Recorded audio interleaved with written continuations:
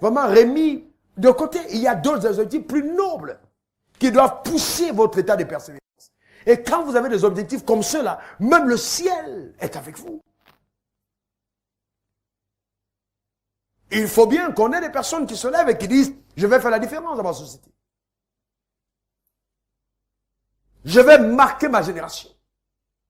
Je vais laisser un impact. » Et je vais vous dire quelque chose. Je me lève le matin, je me regarde dans le miroir et je dis « Raoul Wafo, tu es un bonheur ambulant dans ta génération. » Je me parle à moi-même.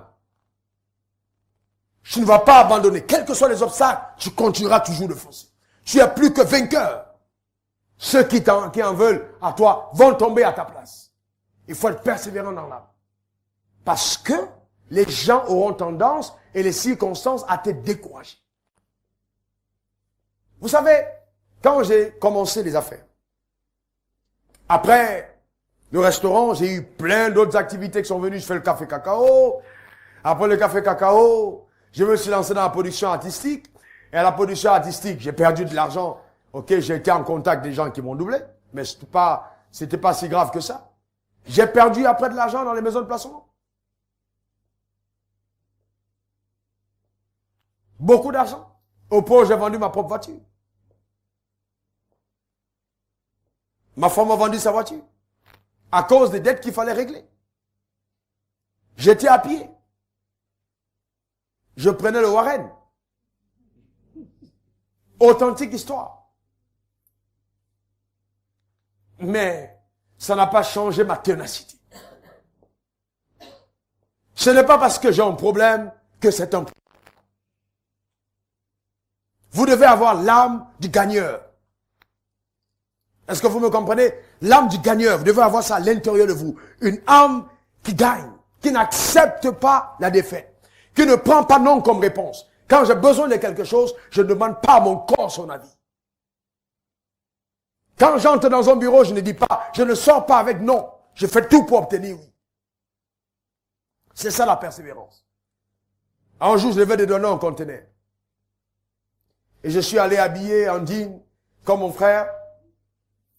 Et je suis entré dans le bureau je voulais voir le directeur du port. Et non, la secrétaire m'a chassé. Elle m'a vraiment chassé. Ça dit que mépriser et chasser. Donc, mais comme moi je prie quand je fais mes affaires, je suis rentré prier. J'ai dit, Dieu, j'arrive pas à comprendre pourquoi cette dame me chasse. J'ai commencé à prier, Dieu m'a dit, change-toi. Ta façon de te présenter n'était pas, ça n'honore pas ta personne. J'ai mis un costume, j'ai mis une cravate, je me suis parfumé, j'ai pris un sac. Et j'ai pris quelqu'un qui portait mon sac. On est reparti dans la même salle. C'est ça la persévérance. Est-ce que vous me comprenez? Est-ce que vous êtes... Donc ce n'est pas la persévérance dans la bêtise. Persévérer en changeant de stratégie. Si telle stratégie n'a pas marché, utilisez une autre. Pour qu'elle ça marche. Vous me comprenez? Quand on est arrivé, je suis arrivé au bureau, vous savez, dès que j'ai ouvert la porte, la secrétaire m'a vu, j'ai foncé vers elle, j'ai changé.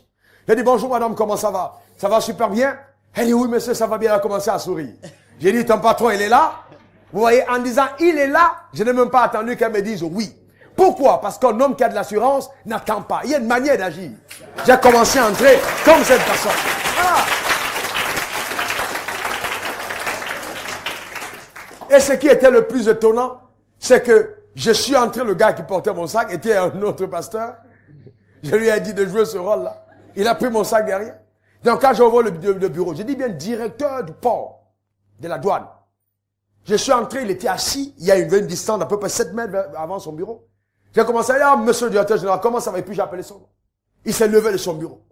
Parce qu'il faut être audacieux pour entrer dans son bureau. Donc il s'est dit, ce gars doit être quelqu'un d'important. Pour entrer dans mon bureau sans trembler. Et j'avais un pas cadencé comme quelqu'un qui est important. Vous voyez ce que je veux dire? Vous voyez? C'est ça. N'oubliez jamais que le business, je vous dis la vérité, souvent c'est des trafics d'influence. Je vous garantis que c'est des trafics d'influence. Si vous n'êtes pas prêt à être un acteur ou une actrice, il y a des choses que vous n'allez pas avoir. Un acteur, vous devez commencer à agir en prenant la peau de celui qui est riche, même si vous n'avez pas. Les gens ne font pas